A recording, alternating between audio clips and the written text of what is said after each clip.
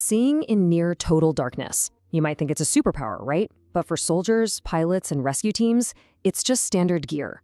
They use night vision goggles to get the job done when most of us can't even see what's right in front of us.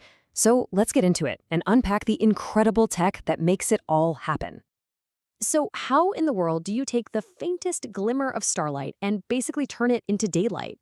I mean, it sounds like something straight out of a movie, but the answer is hiding inside a really fascinating piece of hardware. And this is it, the night vision goggle, or NVG. It might look like magic, but what's really going on is a brilliant application of physics and electronics, all engineered to get around one of our most basic human limits. To really get a handle on the solution, we've got to understand the problem first. So let's talk about why we even need this tech. And that all starts with the biology of our own two eyes.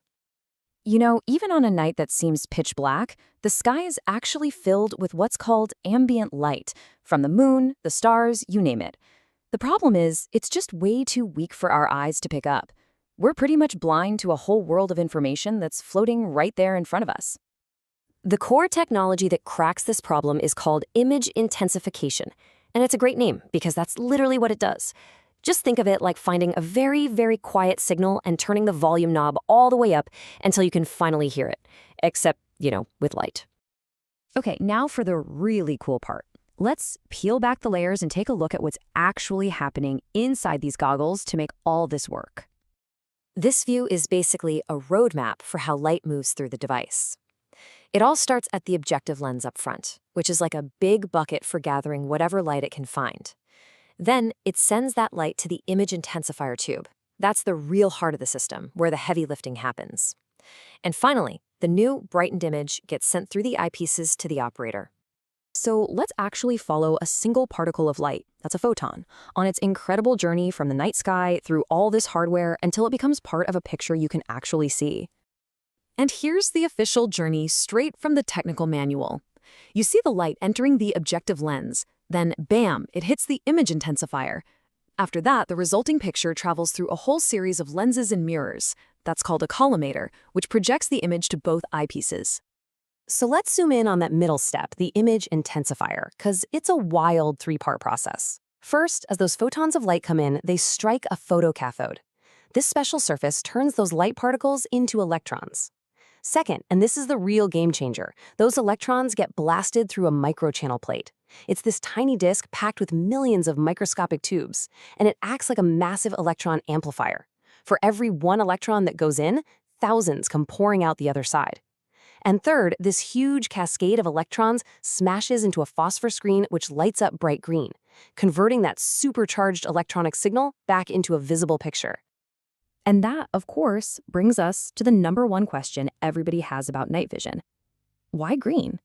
Why isn't the image just, a brighter black and white? Well, the reason is all about our own biology.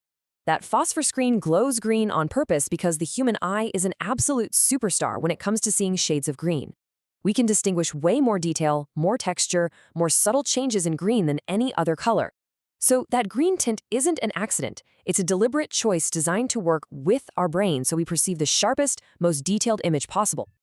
But what happens when there's no ambient light at all? I'm talking about a sealed room or a deep, dark cave. Well, for that, night vision has another trick up its sleeve. Most of these goggles are equipped with what's called an IR illuminator. You can think of it as an invisible flashlight. It blasts out a beam of infrared light that's completely invisible to the naked eye. But to the goggles, it's like flipping on the high beams on a dark country road. It lets an operator see in absolute total darkness. But there is a massive trade-off. This quote from the manual lays out the risk perfectly. While you can see, anyone else with night vision can see your invisible flashlight clear as day. It basically puts a giant "I am here" sign on you, making you an incredibly easy target. It's a huge tactical decision every time you use it. Now, amplifying light isn't the only way to see in the dark. There's a whole other technology called thermal imaging. And instead of looking for light, thermal looks for heat. This is amazing for spotting things like people or warm vehicle engines in total darkness because they just glow. The downside is you don't get the same kind of fine detail as image intensification. They really are two different ways of seeing the world. And this is where the tech gets truly futuristic. The most advanced systems are now fusing both types of vision. They'll actually overlay the glowing heat signature from a thermal sensor right on top of the detailed light-amplified image. So the operator gets the environmental detail of night vision plus the unmissable heat signature of a target. It is absolutely the best of both worlds. But for all its incredible power, this is still a tool. A tool with real-world limitations and even some serious dangers. So for this last part, let's look at some of the warnings pulled straight from the official technical manual. This is the stuff the operators have to know. First, the practical stuff. Like we said, it needs some light to work, and just like our own eyes, it's not a fan of bad weather. Its performance drops in rain or fog. And the manual is very, very clear on this. It will not see through dense smoke. This is not an X-ray machine. And then you get a warning like this one. It's pretty jarring. Danger of explosion. This is talking about the lithium batteries that power the device. If they're handled wrong, they can get incredibly hot. And, well, the manual doesn't mince words. It really drives home that this is not a toy. And here's another dose of reality. Remember that phosphor screen that makes the green image? If that image intensifier tube breaks, the materials inside are actually toxic. The manual has specific first aid procedures if someone gets it on their skin or inhales it. This is serious, high-stakes hardware. So, after looking at how it works and all the warnings that come with it, we come right back to where we started. The ability to see in the dark, it's not magic. It's the result of decades of brilliant engineering, a deep grasp of physics, and a design that's been pushed to the absolute edge of what's possible. And that leaves us with one big final thought. For decades, this view of the world was something only for the military and elite rescue teams. But as this tech gets smaller, cheaper, and more common, how is that going to change things? For wildlife observation, for security, for just how we think about the difference between night and day? What happens when seeing in the dark is something anyone can do?